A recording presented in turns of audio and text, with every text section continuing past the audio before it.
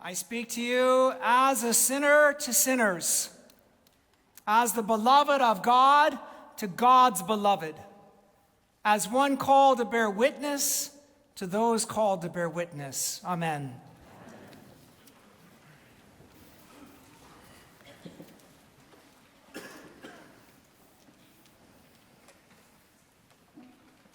In just a few weeks, we are going to watch the Super Bowl, and I don't care who plays. What I watch the Super Bowl for is the commercials. I love the commercials. I try to get pirated copies of the commercials ahead of time because I cannot wait. I love the commercials. Why? Because these commercials are a great gambit on the part of companies to try to capture our attention and to name a national mood.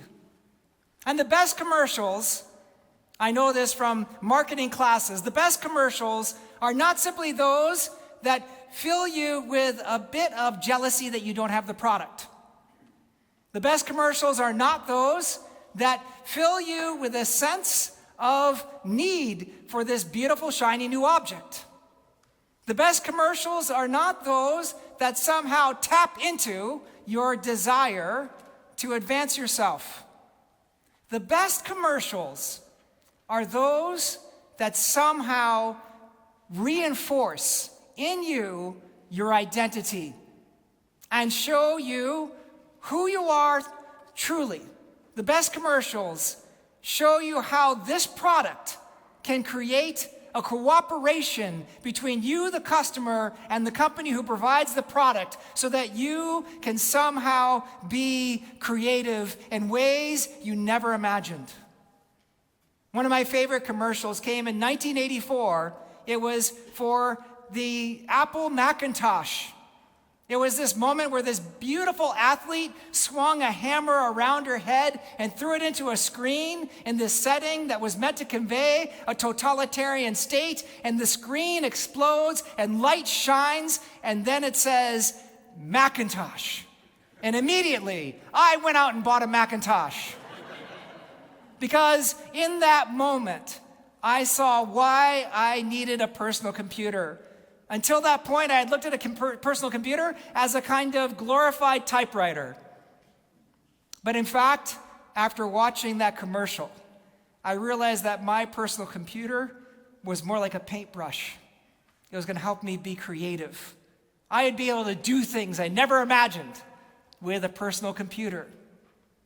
But my favorite commercial of all time, one that I have studied, because I think it conveys a message that is incredibly powerful, an identity that is so true and spot on that I want to lift it up before you today, is from 2011, and it's called Born of Fire by Whedon and Kennedy.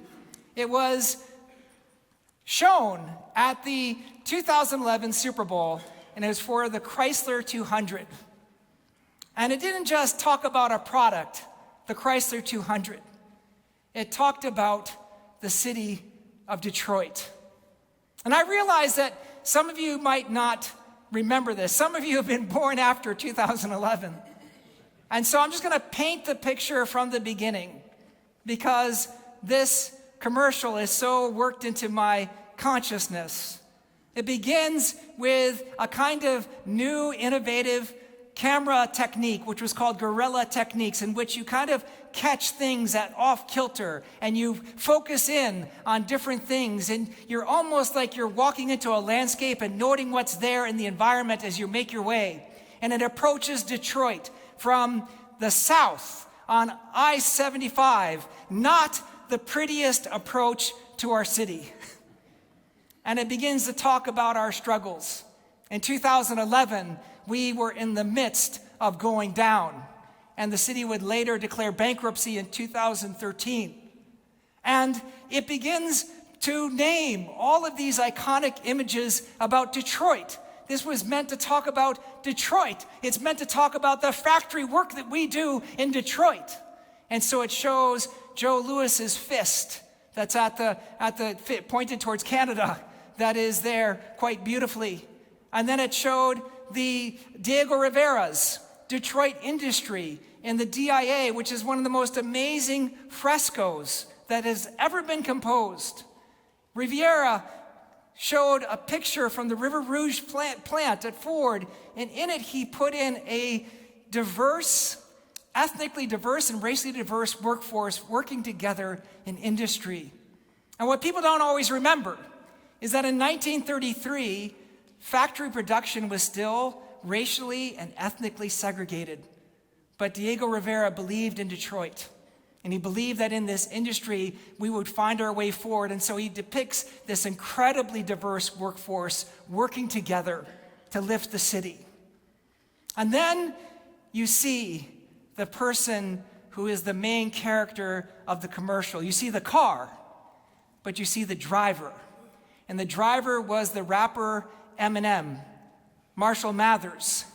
Eminem had come to prominence at the late 90s and early 2000s. He had an iconic movie made about him in 2002 called 8 Mile. And then he began to struggle with depression, and he began to struggle with addiction. But he came back, one of his first great returns. And he changed the name of his album in 2010 from Relapse Part 2 to Recovery. He came by his recovery with a sense of integrity. He didn't sign up for many commercials. He didn't endorse many products. But you saw him at the wheel of a Chrysler 200. And he's driving through a city at night, a city that has struggled to lift itself up. And he pulls up in front of Fox Theater, and he gets out of his car, and he goes down a ramp of an empty theater, and there is a choir waiting on the stage. And suddenly you realize that the commercial you've been watching isn't just for a car, and it isn't just for a company, and it isn't just for a city, but it was also in some ways about a church. And he climbs the stage, and the choir sings, and he delivers a line. Now, I know that some of you haven't seen this commercial for a minute. And so I've asked the choir to help me, and if you turn to page 8, I'm going to recreate the libretto from this commercial. And you should know that the voice actor who did this libretto, he was from Midland, Michigan. And he felt like when he did it, he said, I thought I did about 50-50, not a great job. And he won an award for it. And so the choir is going to help me, and Jonathan's going to help me. And here it is. I got a question for you. What does this city know about luxury, huh? What does a town that's been to hell and back know about the finer things in life? Well, I'll tell you, more than most. You see, it's the hottest fires that make the hardest steel. Add hard work and conviction and the know-how that runs generations deep in every one of us. That's who we are. That's our story.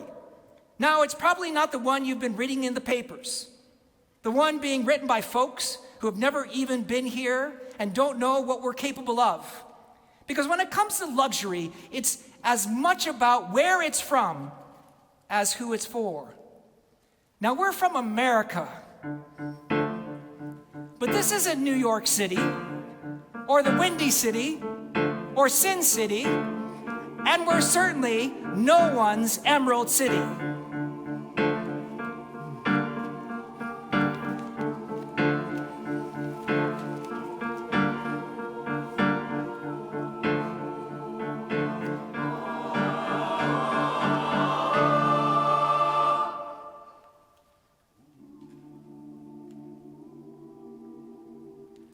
This is the Motor City, and this is what we do. Can you join me in thanking the choir for that?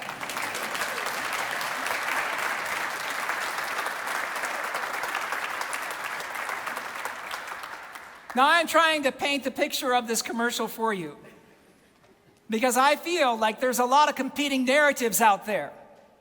There's a lot of competing narratives about the shape of this country. There are a lot of competing narratives about the shape of the church. There's a lot of competing narratives about what this city is and what it isn't. But that commercial, that told our story.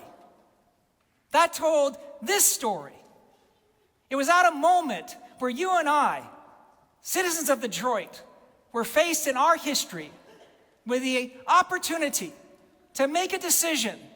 Were we going to be subject to fear? Were we going to be subject to fear?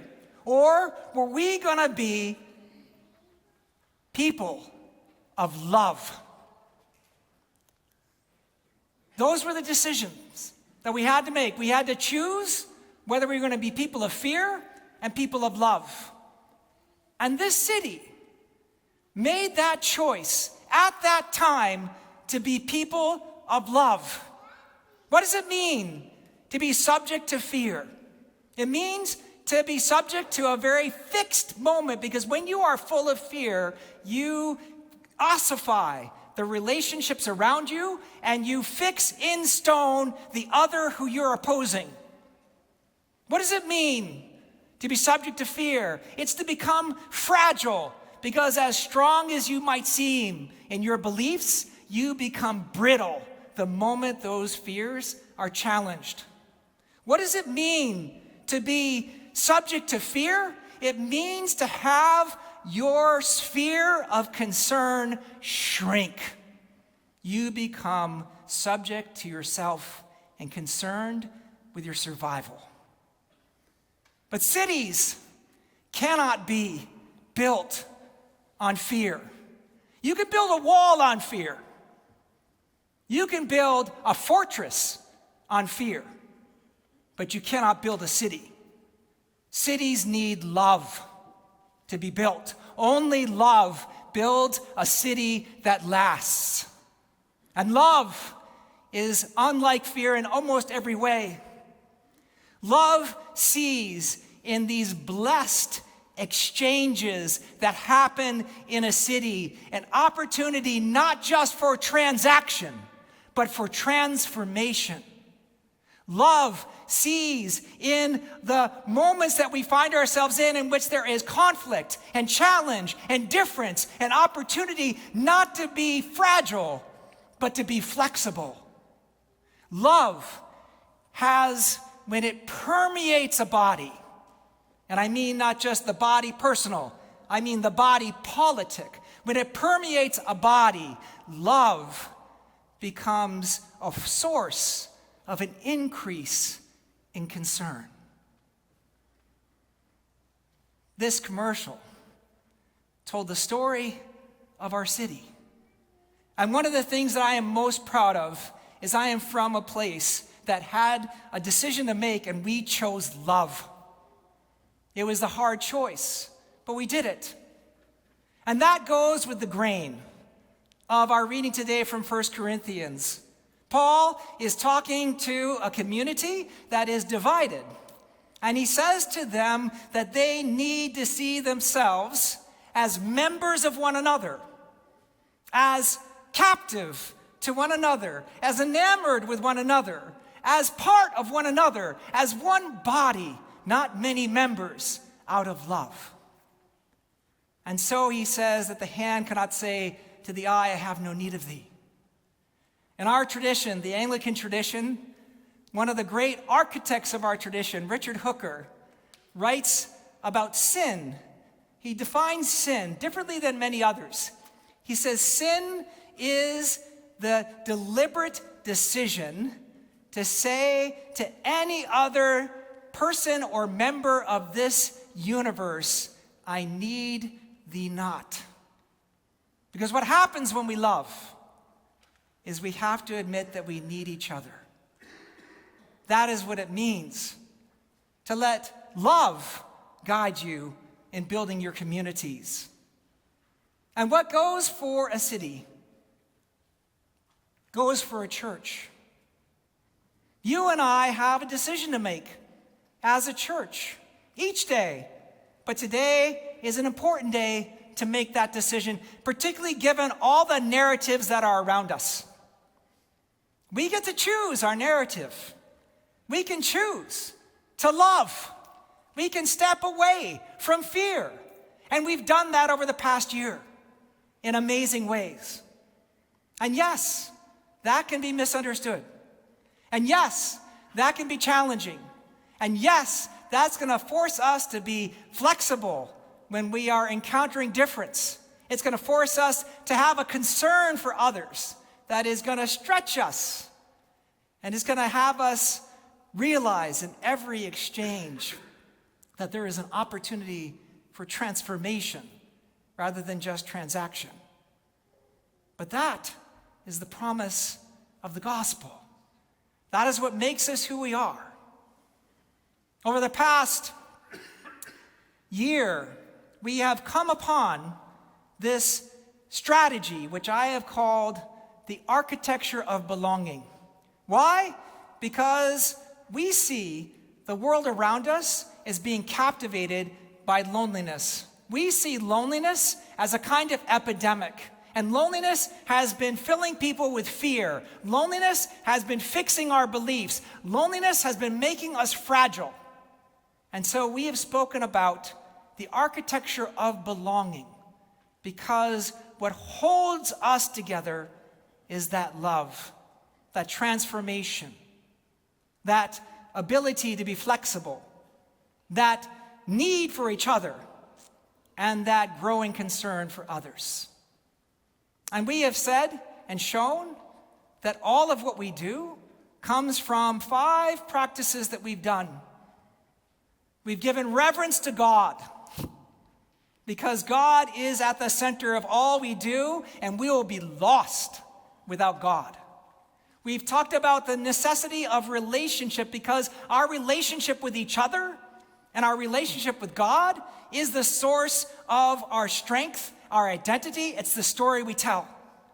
We talk about the work of recovery, because all of us are broken and beautiful people, and we all need to recover from something. We talk about the work of repair, because this world needs us and the world around us. This world needs us, and we need them. And finally, we talk about the work of renewal, because when we do all those things, when we enter in and lean in, when we decide, yes, I am going to be for love. Yes, we are going to be for love. When we say those things, renewal happens in this church in a way that is a witness to other churches. For the past year, we've been talking a bit about this architecture of belonging, and we have stumbled upon a strategy not just for survival, but for moving into the new way in which we are in the world around us. That new chapter in our lives as a church in which we will bear witness. You and I today have that opportunity. And all that hits you and all that disturbs you, know that you are needed here. No matter what you believe, no matter who you are, our lives would not only be incomplete without you, but we would be unfaithful to God if we didn't say, we need you at this time. We need you at this time, because God has called us together to be his people of love. I know this isn't a commercial. This is the way of life. The authenticity God is asking us to enter into now more than ever. Choose love. Forsake fear. Choose love. Amen.